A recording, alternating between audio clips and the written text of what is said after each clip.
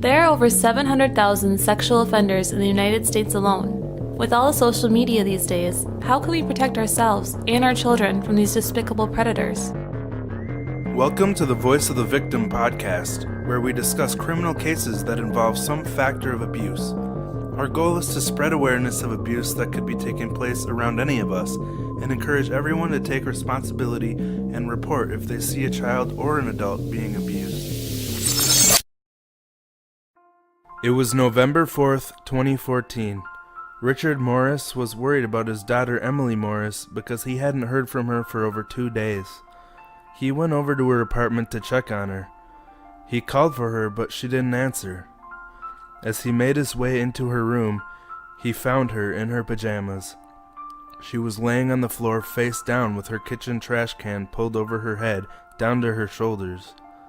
A blanket swaddled the lower half of her body.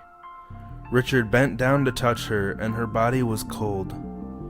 Her death was ruled accidental by asphyxiation. They concluded that she suffocated on the plastic liner of the trash can her head was in. The liner was also covered in puke.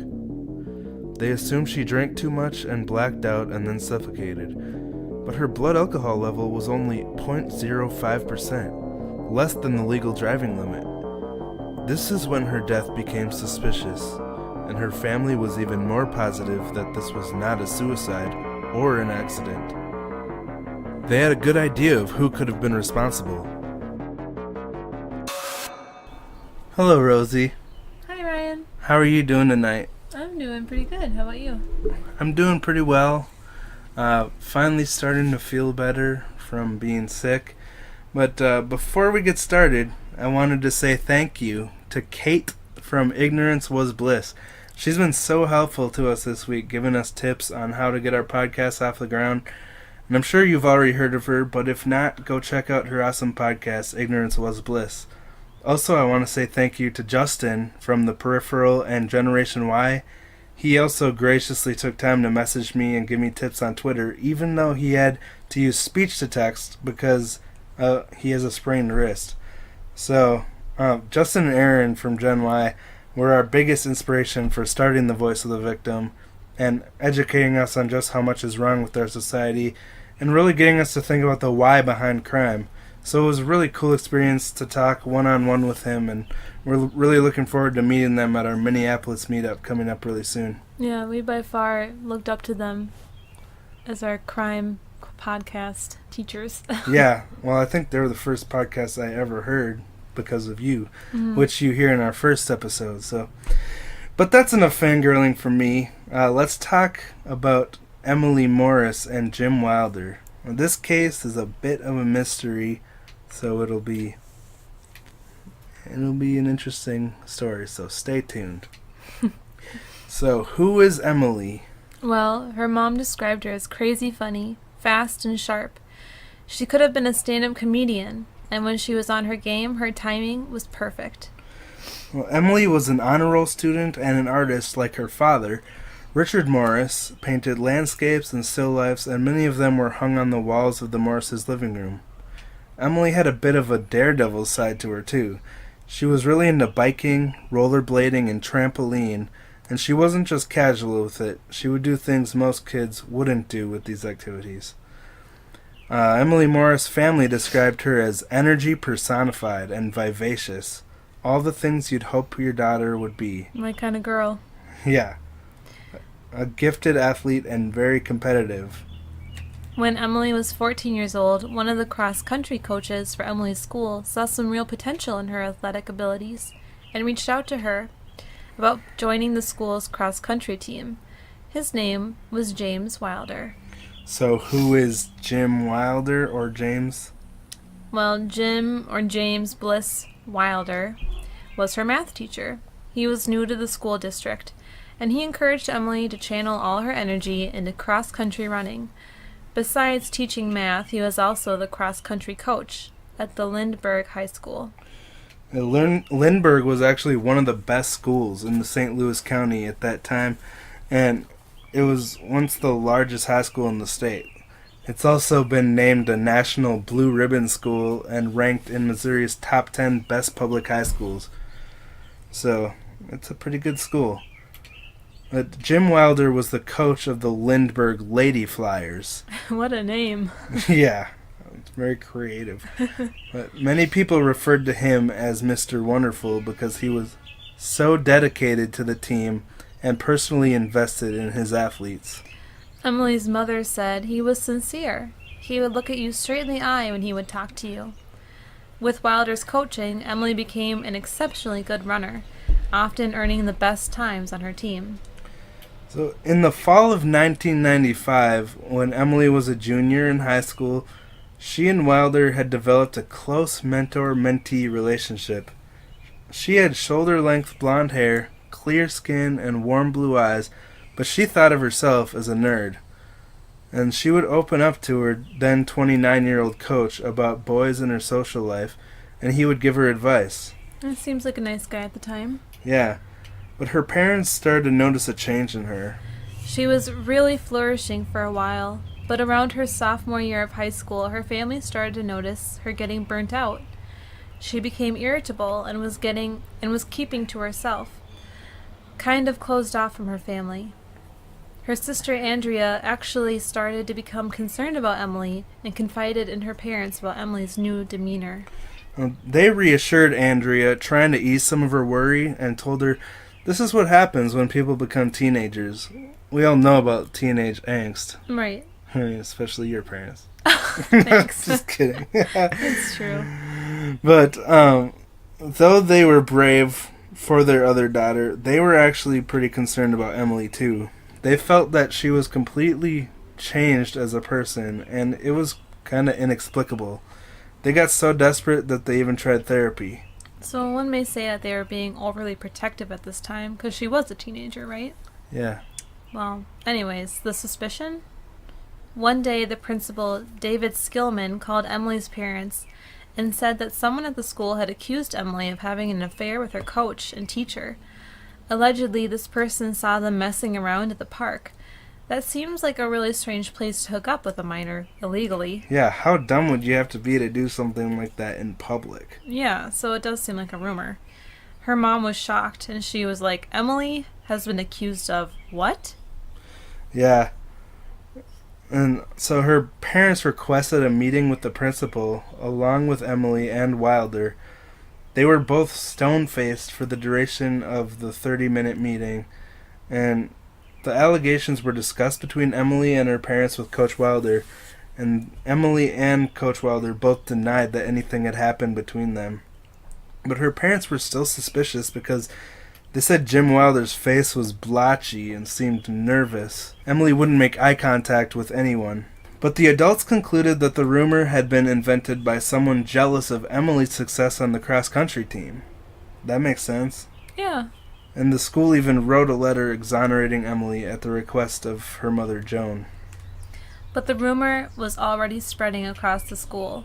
The rumor never went away. It was circulating even when Emily's sister Andrea, who was 6 years younger, started high school and joined Wilder's Lady Flyers team. Lady Flyers. Andrea said that among her classmates and teammates, it was like Emily and Wilder were the butt end of a joke that she never quite understood. By the end of his first decade with the school district, Wilder had become such a beloved coach that he earned special recognition from the Missouri House of Representatives, complete with a banquet thrown in his honor. That seems like a pretty big deal. You think he got a bouquet? Yeah. Okay. About 10 years passed and people move on with their lives. Emily got married and had a couple children, so it seemed like even though these rumors had existed before, she was moving on and doing okay. Right. The rumors, they ended up not making that much of a difference on her life, right? Well, that's how it appears. But though she was moving on, she was still having a rough time. Emily had spiraled into a dark period of self-loathing and depression. She started to use alcohol to try to cope with her pain, and her insecurities even led to her developing bulimia, an eating disorder where you throw up your food after eating it. It usually starts with a binge until you're so full you're uncomfortable, and then you purge it all. And in extreme cases, people will barely eat anything and still throw up everything they eat. And I've personally been on both sides of the spectrum with it, and it's hard to overcome. But it really stems from insecurity and self-image issues. Maybe these rumors got to her so much that she loathed herself. Unless maybe the rumors were true. At age 33, she'd had hit rock bottom and she was sick of it. She wanted to turn her life around. She pulled herself out of this dark place the best that she could and finally dropped a bomb on her family that had been smoldering inside of her for 18 years. After making a habit of heavy drinking, one day while she was pretty drunk, the truth started to spill out of her. The allegations were true. She told her family that she did have an inappropriate relationship with Wilder, starting when she was 15. She said her drinking literally had everything to do with the fact that she hated herself. She hated who she was. She hated the things that she had done. She wanted to annihilate herself. But she wasn't ready to tell the police. They urged her family urged her to go public and share it with the police, but she didn't want to drag her husband and her 2 kids through the terrible process of a legal battle. She was trying to be thoughtful for her family. When some time passed, and another girl from the school actually came forward with her own allegations against Jim Wilder. He was actually arrested, but the girl couldn't provide any concrete evidence to support her claims, so the charges were dropped. At this point, the school couldn't fire him even if they wanted to, because legally there was no case made against him. Emily still didn't want to bring her allegations to the police. She felt discouraged after the other girls' charges had been dismissed, and didn't want to face the embarrassment of that happening to her. Her psyche and self-esteem continued to diminish, and her drinking got so bad that she ended up getting divorced from her husband, and he got full custody of the kids. So her life was starting to spiral out of control. She had a friend whose daughter played on the soccer team that Wilder helped to train, and she heard that part of that training involved massaging the girl's legs, and that set off alarm bells for Emily. She really didn't want anyone else to suffer the way she had, and after a therapist had encouraged her to report Wilder as a way to heal, she finally made up her mind, and she told the police. Jim Wilder had ruined her life and sent her into a depression. Now she wanted him to pay for what he'd done. So it seems like a step in the right direction. Right. A hard step, but it is in the right direction. Yeah. And we can't blame her for waiting so long, because it's an embarrassing thing to talk about. But now we're going to talk about what really happened, and it was a lot bigger deal than just making out at a park. Right. So one day when Emily was at a team practice at Borer Park, I'm guessing. About 2 miles from the school. Her team was playing Capture the Flag. Emily had forgotten her workout clothes that day, so she just sat on the sidelines watching. She approached Wilder, who was standing behind a tree. She had always felt comfortable around him to talk and confide in. She began telling him about a boy at school who wanted her to play chicken. Well, that's the game where you put your hand on someone's body and keep moving it closer to their private parts until one of you chickens out. To Emily's surprise, Wilder said, "Do you want to play chicken with me?" He pulled his hand up her leg and stopped at her thigh. But when she called him chicken, he went higher, placing his palm on her crotch over her jeans. One of the boys on the team ran past them, and he quickly pulled away. After that practice, Wilder drove Emily home at her parents' request. They trusted him enough to make that request. Yeah. So when they got to Emily's house, she invited him in. No one else was home. And when they got inside, he pushed her onto a blue ottoman in the living room, pulled down her pants, and started to perform oral sex on her. And after a bit, she didn't really seem that into it anymore. He asked her, "Do you really want to do this?" And she replied, "No."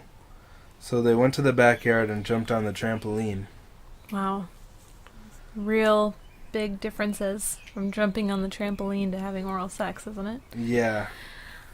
Emilie said that they never had intercourse, but after that incident, she would regularly perform oral sex on him, usually once a week, on school property. In Missouri, the age of consent is 17, and she was 16.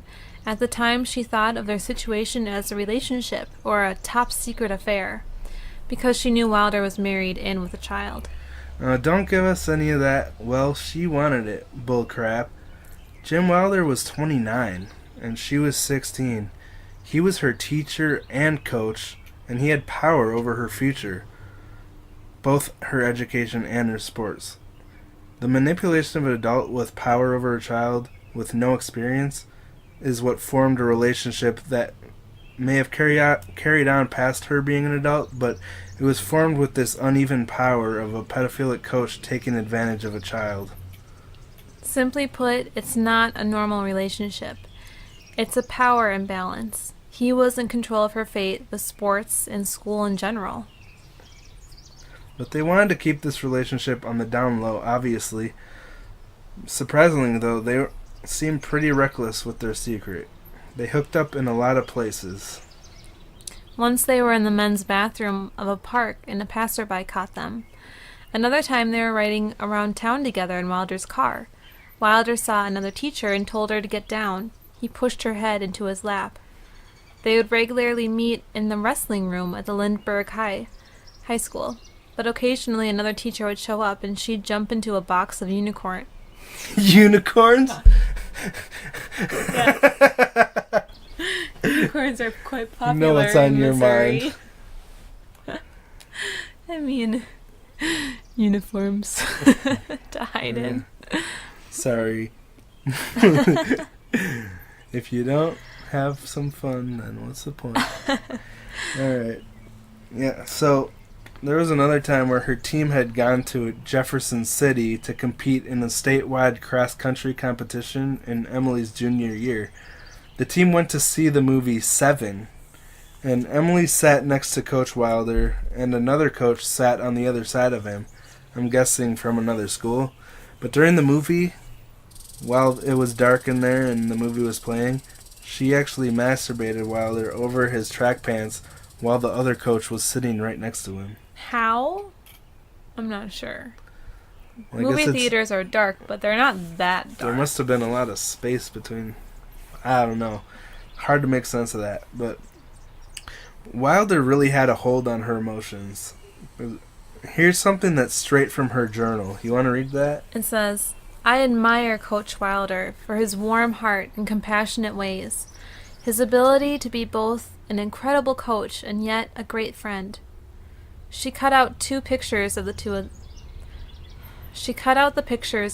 of them at practice or meets and pasted them in the book. Her most unforgettable moment, it had a picture, I guess, and it said Border Park, bok bok bok bok, and then between capture the flag, chicken.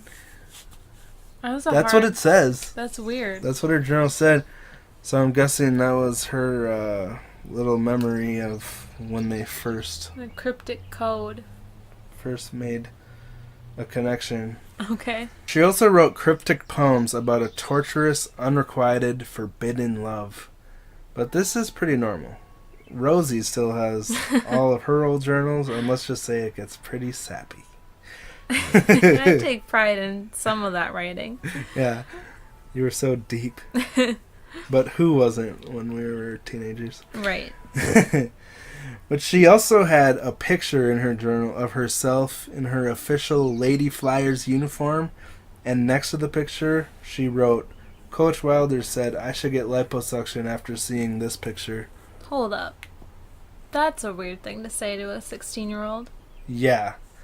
Doesn't seem like he was very kind to her in this relationship. Yeah, the encouraging coach is telling you to get lipo? That doesn't seem right. You don't even say that to your wife after you've been married for 30 years. You better not. Yeah. So why would he be saying that to her? Well, to me, that explains why she ended up developing bulimia later on. High school is such a vulnerable time for young girls and boys when it comes to self-image, and Emily had confided in him as a person, and that's how he treated her. So it explains why she had self-image issues. It does. Emily actually confided about this whole situation in another teammate, and others in the school were aware that there was something going on. And her friend Christine Lieber, she was a classmate of Emily's, and she became one of Emily's closest friends. She said that everybody in the high school knew what was going on. Parents and other cross-country people had seen them in the woods. But Wilder was young, handsome, and popular, and she said none of us thought there was anything wrong with that. It was what he had always done.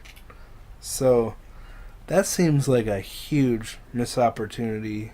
It does. Like, why would people be aware of this and not say anything about it? Well, that's the thing about statutory rape, is that people who know what's happening, especially peers of the same age, they just decide that's what their friend wants, and they're not going to say anything about it because they don't want to be a narc. Yeah. And that's understandable too, but the parents, I don't get. Yeah, exactly. If that was parents and teachers, and I still don't understand how the teacher in the movie theater, or the coach in the movie theater, didn't see her hand on his crotch. I don't either. That is very odd. Yeah, but we discussed, there's a power imbalance and a fear, so. Despite the detailed description of everything that had happened, the police needed hard evidence. So they came up with a plan to get Wilder to talk without him even knowing it. Right. Emily called Jim, who was unaware of the charges. She was in her 30s at this time, correct? Yeah, I think 32. Okay. She asked to meet up with him at the mall to discuss the relationship. And she wore a recording device hidden in her bra to try to get some good evidence against him. Jim agrees to meet up with her, but their conversation actually takes a rough turn when they first meet up. Yeah, the first thing he says to her is, "You're not wired, are you?"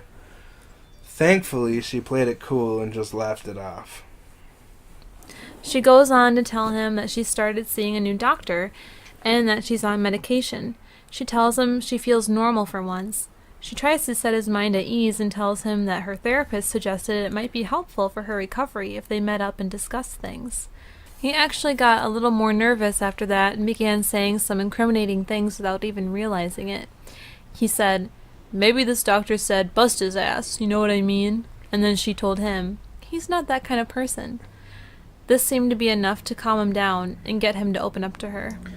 So now we're going to play some of the recordings so that you can hear his incriminating words yourself. And we found these available for download on the BuzzFeed article about this case. It's a weird deal because if you go 90% of the world, 15's legal. So if I go over and boff a 15-year-old in Spain, I can go all day in the streets, whatever, and nothing would happen. You touch a 16-year-old and you go to jail here. So is it, you know what I mean? And yes, I think it's, I after having gone through it, I do think it's not right. Even in your case, we did something that wasn't right according to our laws these days, right? But, you know, I'm not a creeper. You know, I feel so protective of you that I feel like there were times, right off the bat even, I mean, we ignored it, we fought through it. There were times I did not want to do anything because I just didn't think it was what we should do, but we do it anyway. And part of it, you're persuasive. And, you know, do I want to make you mad? You get mad at me, and so like, okay, let's go. You know, and it wasn't like it hurt. You know, it was. I did enjoy the end result, but that I was in more protective mode. Always in my mind is like, I wish anybody that knew our thing would know that there was no premeditation. Like, because we have to watch these. It's horrible. It makes me almost throw up every beginning of the school year. We have to watch those kind of videos. Yeah, and it's, you know, grooming and blah, blah, blah, and I'm like, you know what I mean? Because I just, you know, I've been there, but I didn't do that. correct me if I'm wrong, but did he just blame her for the whole thing, saying she was persuasive? He did. Sadly, that's pretty typical in these cases. Huh. Well, he's outright blaming the victim, I'll just say that. He was a married man, and she was imprisoned in a relationship that was formed under a manipulative statutory advantage situation. Right. This is so typical in my own experience of being in a sexually abusive relationship. This is pretty much textbook. The same thing that I heard. Yeah. It really doesn't... There's really not much of a difference of, I did that, but I didn't do it like that. Yeah. He denies that there was any grooming process, but, I mean, if he's telling her she needs liposuction, just like shredding her self-esteem down to nothing, and then trying to build her back up with his sexual advantages. It's pretty much all part of the grooming process that he said he didn't do. Exactly. So soon after these words from Wilder, Emily tells him that she needs to get going to pick up her kids, and while they're saying goodbyes, he makes one last confession. Yeah, this is what he says. Yeah, one of these days we'll have to, I'm gonna get into shape and we'll have to, just for fun. He likes to dance around what he's trying to say without actually saying it. But you get the idea. He wants to rekindle his relationship with her. Keep in mind that at this point he's now 47, not the handsome 29-year-old he used to be. And after getting out of the car and ending the recording, Emily turns around and gives it over to the authorities. So, thankfully, about 7 weeks later, James Wilder was arrested and charged with 6 counts of statutory sodomy. I'm not sure how they came up with 6 counts of sodomy, but... Well, remember, he wasn't interested in plain old sex. Oh, okay. So he was using her for what he couldn't get with at home. I don't know. Anyway, at the time of his arrest, he was 47 years old, and he was still working at the high school as the girls' track and cross-country coach, as well as Phy Ed teacher. After all these charges were made, Emily actually started to feel good again for the first time in 18 years. She was excited about the trial. Her case against Wilder motivated her. She got a job as a server at Buffalo Wild Wings. She was spending more time with her kids and her family and worked out regularly. Her mom, Joan, said she was still able to do flawless back layouts on her family's trampoline. Do you know what a back layout is? I have no idea what a back layout is. Sounds cool, though. Yeah, it must be some fancy move. Joan kept a monthly pocketbook calendar tracking Emily's drinking. Good days were marked with a green pen, bad with a red pen. Throughout 2014, there were more green days than ever before. Yeah, so she was making progress. The St. Louis County Prosecuting Attorney's Office went forward with his 6 counts of second-degree sodomy charges, and Wilder was released on bond while awaiting the trial. For more than a year afterward, court hearings kept getting set, but then canceled and delayed again. Just when Emily told her family that Wilder and prosecutors were negotiating a plea deal and she believed the case was nearing its close, tragedy struck that would leave this case hanging and eventually dismissed forever.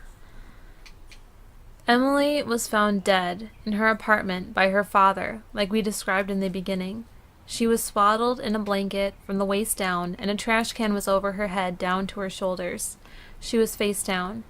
It's heartbreaking to see her father talk about finding her on Crime Watch Daily. He just seems so broken. Wow, I want to give him a hug. After calling the police, Richard called his wife Joan, and Joan was devastated. She sat on the floor next to Emily and started playing with her hair. Emily was one of those people who loves when you play with her hair. That sounds like you. It does sound like me. Except I'm usually not in a trash can. You had a lot in common with her, didn't you? I guess so. Well, from one standpoint, it looked as if Emily drank herself to death. There was an empty bottle of vodka in her bedroom. But her family refused to accept that. And, supporting that, a toxicology report later showed that Emily's blood alcohol concentration was less than 0.05%. The legal limit to drive is 0.08. So, I mean, not even close to enough alcohol to kill someone. And her family didn't believe that she accidentally or purposely asphyxiated herself either. Right. She was claustrophobic, they said, and would have hated being tucked into a trash can. I don't think anybody desires to be tucked into a trash can. The way she was laying with her face down and a garbage can pulled down to her shoulders, I can't think of any way someone could have naturally ended up in that position. Yeah. Without someone doing it to you. Yeah. But even though all this seems really sketchy, the Baldwin police officially closed the investigation in January 2015, 2 months after Emily's body was found. No suspects were named. And when they close a case, don't they get rid of all the evidence and everything? I'm not sure about that. Like, once it's closed, they can't really reopen it? Not in Law and Order. Okay. Well, like, there's cold cases, but I don't think those are ever closed. But, I don't know. You better get your facts straight. I have no idea what I'm talking about, so... It was sad, though, when Emily's 12-year-old daughter asked her grandma, Joan, how her mother died. And she didn't even know what to say. She told her that all she knew was that she didn't commit suicide and she didn't die because she drank too much. It's still a mystery. Yeah, for some reason, this really irks me, but for some reason, a detective decided to tell her family that all the sodomy charges had been dropped after Emily died, and he told them at Emily's funeral. Right. They didn't even realize this would be a possibility, because she had a court date coming up in a few days, and she told her friends and family that it was an important one. And her sister, Andrea, said it was like a 1-2 punch. It was just too much to take. She was so confused. The family was confused. They were like, what do you mean? We have the evidence. They were about to finish this. And the family, understandably, was furious. I'm furious just reading about it. Yeah, because this was like her life's work. All of a sudden, she finally got the courage to tell people what happened to her, and she was going to do something and turn her life around and make the world a better place for other girls in that school. Yeah. Just to be thrown out. I mean, put yourself in the shoes of this family. First of all, they had a daughter that had been horribly depressed for 18 years, and they didn't know why. They finally learned why, and they were starting to make progress. But that's not an easy journey, you know, trying to work through stuff like that. And then she dies. That's another huge blow to them. And then they don't even wait until after the funeral to tell them the charges were dropped. They come to her funeral and tell them about this. Right. Talk about tact. I mean, you're a detective. Yeah, exactly. Get a hint. And and the fact that they could even drop these charges based on the fact that she was dead. I don't want to speculate too much about what really happened to Emily, because law enforcement closed the case and apparently didn't investigate thoroughly, but it seems really suspicious. And it does. It was after Jim got out on bail. It's just... Well, I'm sure he's not happy with her what's going on. Yeah. He's about to... I mean, if her charges go through, he'll be in prison the rest of his life, because that's 7 years for 6 times 7. That's... If there was no plea bargain, then it would have been almost like a life sentence. 42? Sure. Yep, that's it, because 7 times 7 is 49. Neat. So he would have gotten 49 years in prison, which is, for a 49-year-old... No, he would have gotten 42. Why can't you just say it would be a long time? So he would have gotten 42 years in prison, and when you're 49, that's basically a life sentence. There you go. So, this is a heartbreaking mystery. Could it have all been prevented if the school had properly investigated and dealt with the allegations back in 1996? Yes. Yeah, you would think so. I mean, it seems like... it's sad because Emilie wasn't willing to talk yet, and we can't blame her for that because it's got to be such a hard thing to do, especially when she's doing so well in track. She doesn't want to tank her sports career with that. So it just seems like there's a serious flaw in our justice system every time we cover a case.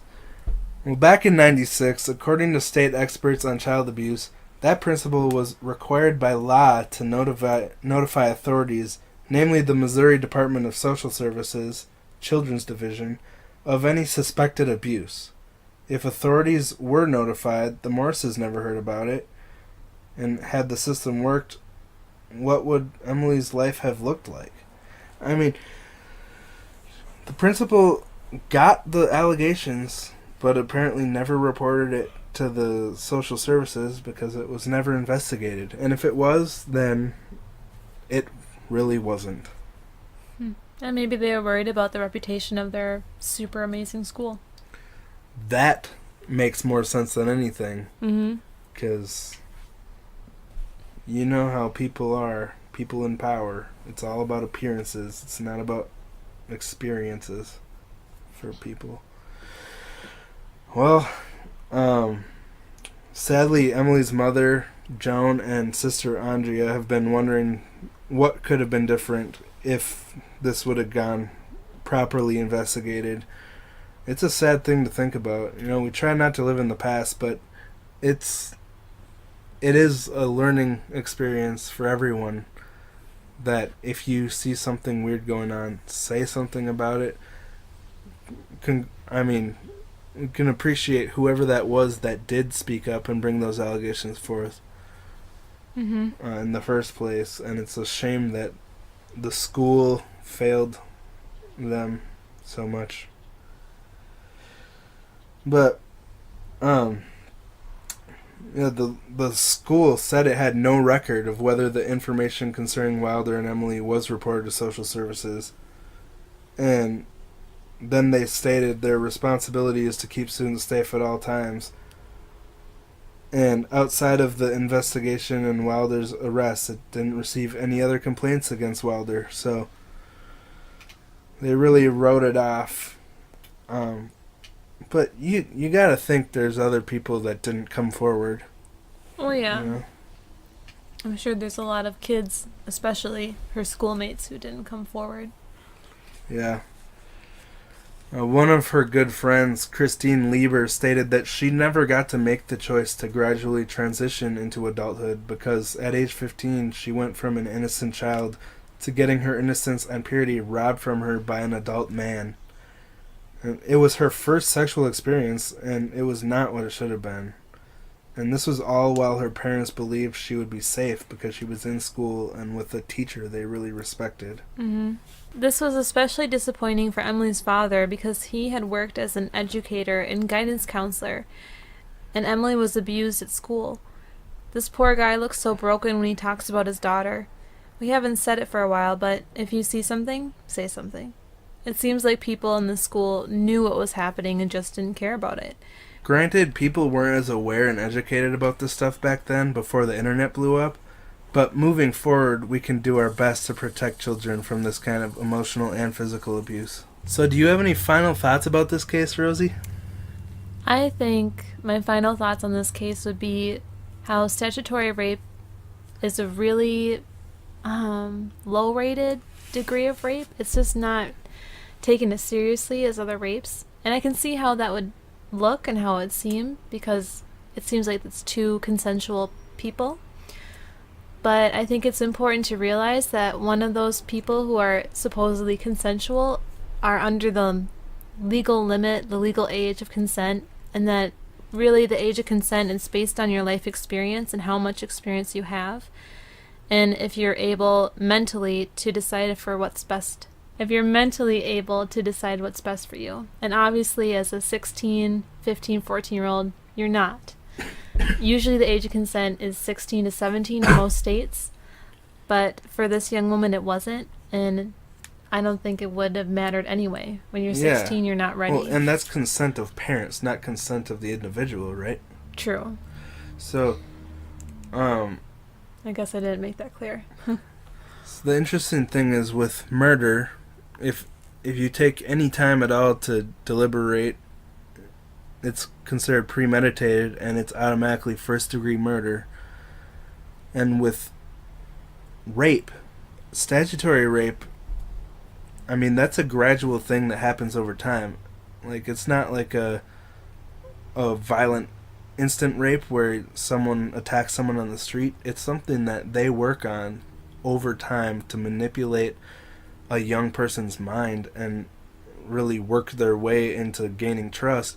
So it's so premeditated because they have several opportunities to just drop it and stop what they're doing, but they just keep doing it. So Right. it's worse than a violent rape on the street because it's more premeditated. Well, I don't want to say it's worse or less, but I just want to say that it's still rape. Yeah. You're being invaded. I don't mean a worse experience for the victim. I mean, they have more chances to change their mind, Right. and they don't. So Right. You can't tell me a 29-year-old can't find someone their own age and just happens to fall upon this kid yeah, and says, "This is the one for me. I need her." not to mention he was married and had a child of his own. Right. So, to me, it's so much more about the manipulation. It's just these guys know what they're doing, no matter what they're gonna say. That it just happened this way, and she's the most amazing girl. She's just the one. I don't care about the age. If you're an adult, you should care about the age. I don't care. If no matter if you're over the age of 18, you're not gonna look at a 13-year-old and be like, "That is some piece of ass." They just shouldn't work like that. So if you do feel that way, get some help. And if you see someone doing that, then get them help. Yeah. Tell someone else before you confront them. I don't know. Cut! So, yeah.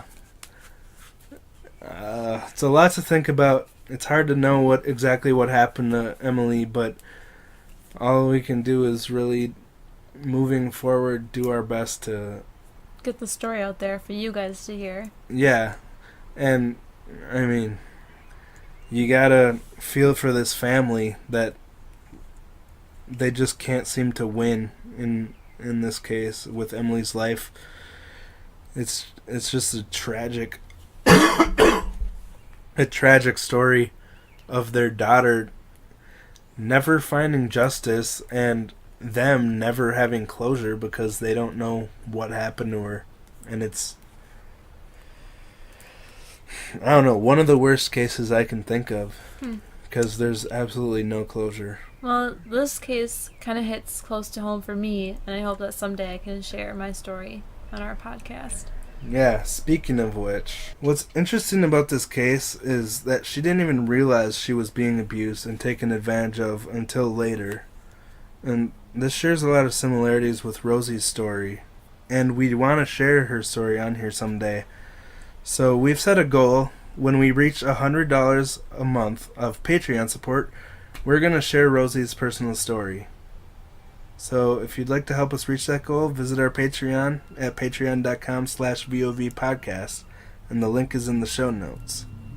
Also, follow us on Twitter at VOVpod and Instagram at VOVpodcast. Don't forget to subscribe and leave us a rating and review on Apple Podcasts. It would help us out so much and it would mean a lot to us. Thanks for listening, and we'll talk to you next week.